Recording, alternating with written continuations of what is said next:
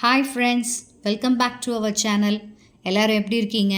இன்றைக்கி திருமண நாள், பிறந்த நாள் கொண்டாடக்கூடிய எல்லாருக்கும் என்னுடைய மனமார்ந்த வாழ்த்துக்கள். நம்ம சேனலில் இந்த வழிபாடு விதிமுறைகள்லாம் வீடியோலாம் ரொம்ப விரும்பி பார்க்குறீங்க. அதனால் உங்களுடைய விருப்பத்துக்காக உங்களுக்காக தான் இந்த வீடியோ பண்ணியிருக்கேன். ஆடிப்பெருக்குன்னா என்ன அப்படிங்கிறத நம்ம முதல்ல தெரிஞ்சுக்கணும் இல்லையா? வாங்க நம்ம பார்க்கலாம். ஆடிப்பெருக்கு அப்படிங்கிறது என்னென்னா, ஆடி 18வது நாள் கொண்டாடக்கூடியது தான் ஆடிப்பெருக்குன்னு சொல்கிறது. இது ஆடி மாதம் 18வது நாளை தான் ஆடி 18ன்னு சொல்லலாம், ஆடிப்பெருக்குன்னு சொல்லுவாங்க. ஆடிப்பெருக்கு அப்படிங்கிறத பேருக்கு ஏற்ற மாதிரி அன்னைக்கு என்ன பண்ணுறீங்களோ அது பல்மடங்கு பெருகி கொடுக்கும். அன்னைக்கு பிஸ்னஸ் ஸ்டார்ட் பண்ணுறவங்க, புதுசாக ஸ்டார்ட் பண்ணுறவங்க ஸ்டார்ட் பண்ணுவாங்க. அதே மாதிரி இடம் வாங்கணுமா, வீடு வாங்கணுமா, எது வேணால் அன்னைக்கு பண்ணிங்கன்னா பல விதமாக அது பெருகி வரும். அதனால் ஆடிப்பெருக்குங்கிறது ரொம்ப விசேஷமான நாள். அதுலேயும் பர்டிகுலர்லி லேடிஸ் வந்து அன்னைக்கு எப்படி எப்படியெல்லாம் நம்ம சாமி கும்பிடலாம், சிம்பிளாக நம்ம வீட்டில் இருக்கிறத வச்சு கும்பிட்டா எவ்வளோ நல்லது நமக்கு அன்னைக்கு அப்படிங்கிறத தான் நம்ம இன்றைக்கி இந்த வீடியோவில் பார்க்க போகிறோம். ஆடிப்பெருக்குன்னா என்னன்னு பார்த்துட்டோம். இப்போ ஆடிப்பெருக்கு அன்னைக்கு என்னென்ன செய்யலாம் அப்படின்னு பார்த்தீங்கன்னா, மெயினாக தாலி பிரித்து கோர்க்கறது அன்னைக்கு செய்வாங்க. ஸோ அதுக்கு ரொம்ப ரொம்ப உகந்த நாள். கல்யாணான பெண்கள் வந்து தன்னுடைய கணவருடைய ஆயுள் நல்லா இருக்கணும், ஆரோக்கியம் நல்லா இருக்கணும்னு கும்பிட்டுக்குவாங்க. அதோட பிள்ளைங்களும் நல்லா இருக்கணும் அப்படின்னு, தன்னுடைய குடும்பம் சீரும் செழிப்புமா நல்லபடியாக வாழணும் அப்படின்னு, நோய் இல்லாமல் செல்வ செழிப்போடு வாழணும்னு கல்யாணான பெண்கள் கும்பிட்டுக்குவாங்கங்க. இந்த ஆடிப்பெருக்கானது இந்த 2024க்கு என்னைக்கு வருது அப்படின்னு பார்த்தீங்கன்னா, ஆகஸ்ட் 3ஆம் தேதி வருதுங்க. அது அன்னைக்கு தான் நம்ம இந்த ஆடிப்பெருக்கை கொண்டாடுறோம். ஆடிப்பெருக்கு அன்னைக்குங்க நம்ம காலையில் 7:45லேருந்து 8:45 வரைக்கும் ரொம்ப ரொம்ப நல்ல டைம்ங்க. அப்போ சாமி கும்பிடலாம். இல்லை அந்த டைம் என்னால் முடியல அப்படின்னீங்கன்னா 10:45லேருந்து 11:45 வரைக்கும் நல்ல டைம்ங்க. அப்போ கூட நீங்கள் சாமி கும்பிடலாம்.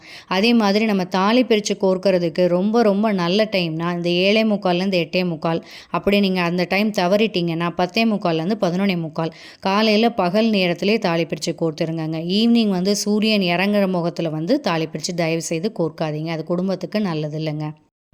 ஆடிப்பெருக்கன்னைக்கு நம்ம வழிபடக்கூடிய தெய்வம் என்னன்னு பார்த்தீங்கன்னா, யூஸ்வலாகவே பெண் தெய்வத்தை தான் வழிபடணும். அதாவது எந்த விதமான அம்மன் உங்ககிட்ட எந்த விதமான அம்மன் இருந்தாலும் கும்பிடலாம். அது சிலையாக இருந்தாலும் சரி, படமாக இருந்தாலும் சரி, இல்லை உங்களுடைய குலதெய்வமே பெண் தெய்வம்னா அது இன்னும் ரொம்ப சிறப்பு.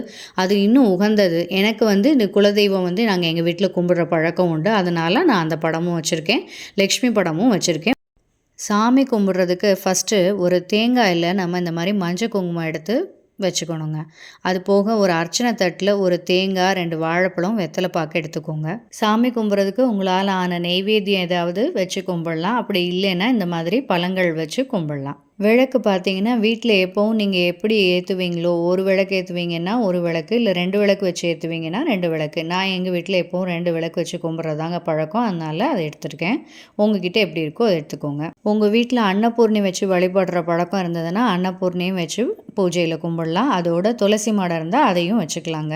ஆடிப்பெருக்கு அன்னைக்கு நம்ம முக்கியமாக வாங்க வேண்டிய சாமான்னு பார்த்தீங்கன்னா உப்பு வாங்கிக்கலாங்க. உப்புன்னா அதுலேயும் மெயினாக கல்லுப்பு வாங்குறது தாங்க ரொம்ப நல்லது.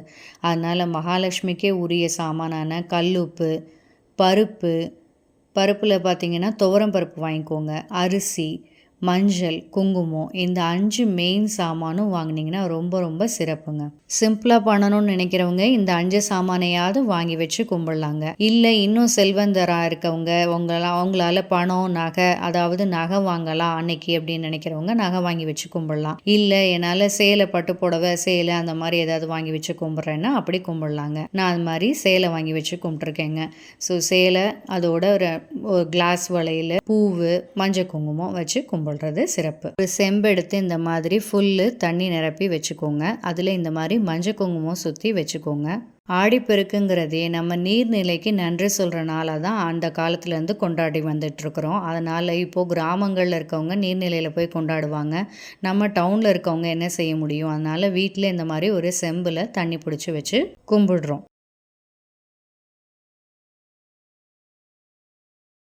அந்த செம்பில் கொஞ்சம் மஞ்சளும் பூவும் போட்டுக்கோங்க. மஞ்சளில் பிள்ளையார் பிடிச்சி வச்சுட்டு நம்ம சாமி கும்பிட ஆரம்பிக்கலாம்.